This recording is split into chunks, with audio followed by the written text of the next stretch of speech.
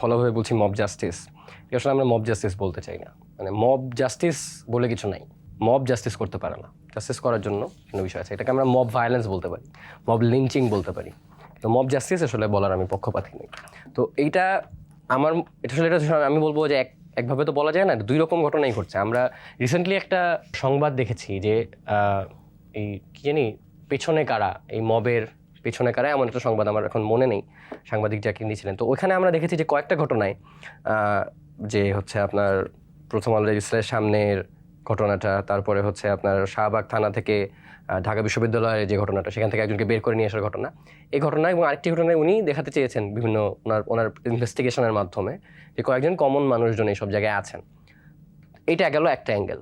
আরেকটা অ্যাঙ্গেল আমরা চিন্তা করেন যে এই যে সেদিন আপনি গতকালকেই নাকি পরশুদিন যে একটা ধর্ষণের 5 বছরের একজন শিশুকে ধর্ষণের একটা ঘটনায় 11 বছরের একটা মানে একটা ছেলেকে জনগণ পুলিশের কাছ থেকে ছিনিয়ে নিয়ে যেয়ে পেটালো, এটা একটা ঘটনা।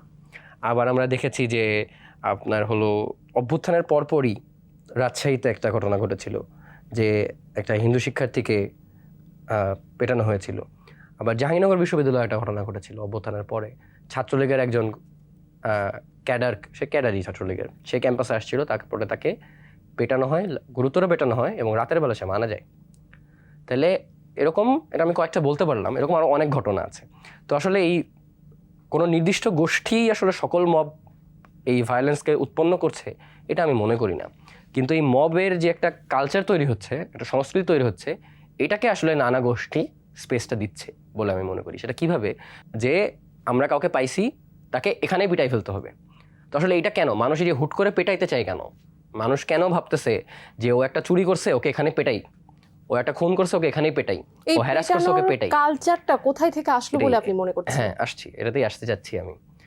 তো এই পেটানোর পেছনে আমি মনে করি যে আমাদের দেশের সিংহভাগ মানুষের মনস্তত্ত্বে এটা বসে গেছে যে আমাদের দেশে আসলে বিচার পাওয়া যায় না। মানে একজন যে চুরি করছে, একজন যে ধর্ষণ করছে, একজন যে ক্রিমিনাল, তার যে একটা শাস্তি হবে এটা আসলে আমরা জানি না, আমরা বোধ করি না।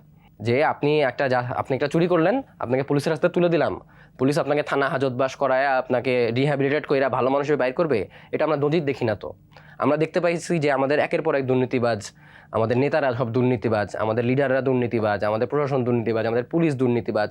তাহলে জনগণকে বিচারটা দিবে কে?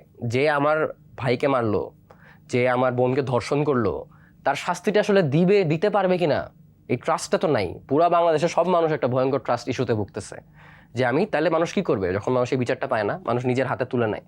বলে না আইন হাতে তুলে নেবেন না, আইন মানুষ হাতে তুলে নিতে চায় না, মানুষ তুলে নিতে বাধ্য হয়। তো এই যে মবের ঘটনাগুলো, যেটা আমি মনে করি অনেক ক্ষেত্রে এরকমও, যে একটা জায়গায় যে হঠাৎ করে কেউ, ওই যে এরা আপনি দেখবেন যে এরকম ঘটতেছে যে হঠাৎ কেউ একজন চেঁচাই উঠছে যে ইফটিজ করছে, মানুষ ধরে পিটাই দিচ্ছে।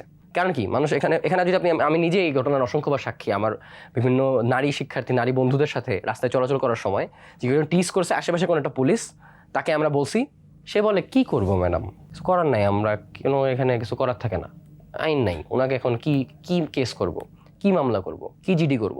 তাইলে আমার যেই পুলিশ মামলা নিতে চায় না, জিডি নিতে চায় না, তার কাছে আমি বিচার পাবো না। তো তার মানে বিচারহীনতার সংস্কৃতি, ইয়েস, আমি মনে করি যে এই দেশে যে বিচারহীনতার সংস্কৃতি, এই যে জনগণের মব হয়ে ওঠার পেছনে, এইটা একটা প্যাসিভ কারণ। অ্যাক্টিভ এটা ইমপ্লাই করা না। অ্যাক্টিভ এমপ্লয়ার আর অনেকে আছে। অ্যাক্টিভ এমপ্লয়ার কারা আছে? ধরেন এই মুহূর্তে যদি দেশে অস্থিতিশীল হয়ে থাকে, যদি দেখা যায় দেশের প্রচুর ধরনের গন্ডগোল চলতেছে সর্বত্র, তাহলে ফায়দা কার আমি মনে করি কার ফায়দা?